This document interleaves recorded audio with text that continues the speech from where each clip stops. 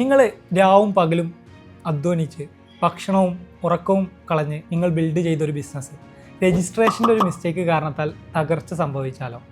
Welcome to how to launch your first business. മുൻപ് പറഞ്ഞ video പ്രകാരം നിങ്ങളുടെ ഒരു ബിസിനസ് വാലിഡേറ്റ് ചെയ്ത് കഴിഞ്ഞാൽ നെക്സ്റ്റ് സ്റ്റെപ്പ് എന്നുള്ളത് ബിസിനസ് രജിസ്റ്റർ ചെയ്യുക എന്നുള്ളതാണ്.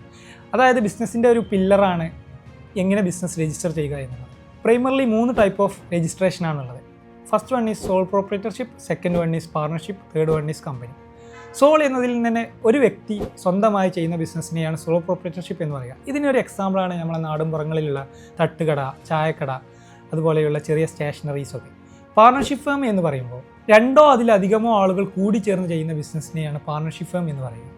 ഇതിന് എക്സാമ്പിളാണ് 2 ഫ്രണ്ട്സ് കൂടി ചേർന്ന് ഒരു ഡ്രസ്സ് ഷോപ്പ് ഓപ്പൺ ആക്കുന്നത്, ഒരു കഫ്റ്റീരിയ ഓപ്പൺ ആക്കുന്നതൊക്കെ ഇതിനൊരു എക്സാമ്പിളാണ്. 3ാമത്തെ ടൈപ്പ് എന്ന് പറയുന്നത് കമ്പനി. വലിയ ലാർജ് സ്കെയിലിൽ ഫണ്ട് സ്വീകരിച്ച്, പബ്ലിക്കിൽ നിന്ന് ഫണ്ട് സ്വീകരിച്ച് ചെയ്യുന്നതിനെയാണ് കമ്പനി എന്ന് പറയുക. ഇതിന് എക്സാമ്പിളാണ് ഇൻഫോസിസ്, സ്വിഗ്ഗി, സൊമാറ്റോ, മലബാർ ഗോൾഡ്. ഇതൊക്കെ ഇതിന് എക്സാമ്പിളാണ്. നമുക്കൊരു ഹോസ്പിറ്റൽ തുടങ്ങുന്നതിൻ്റെ ഒരു സിനാരിയോ എടുക്കാം. ഹോസ്പിറ്റൽ വേണമെങ്കിൽ നമുക്ക് സോൾ പ്രൊപ്രൈറ്റർഷിപ്പായി രജിസ്റ്റർ ചെയ്യാം, പാർട്ണർഷിപ്പായി ചെയ്യാം, കമ്പനിയായി ചെയ്യാം.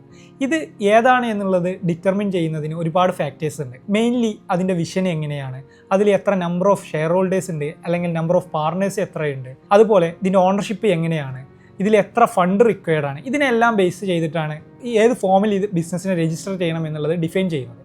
അപ്പോൾ നിങ്ങളൊരു ബിസിനസ് തുടങ്ങുമ്പോൾ നിങ്ങൾ എന്തിൽ രജിസ്റ്റർ ചെയ്യണം എന്നുള്ളത് നിങ്ങളൊരു കൺസൾട്ടൻറ്റിനോട് സഹായം തേടാവുന്നതാണ്. ഓരോ ടൈപ്പ് ഓഫ് രജിസ്ട്രേഷനെ കുറിച്ചും കൂടുതലായിട്ട് നമുക്ക് വരുന്ന വീഡിയോകളിൽ ഡിസ്കസ് ചെയ്യാം.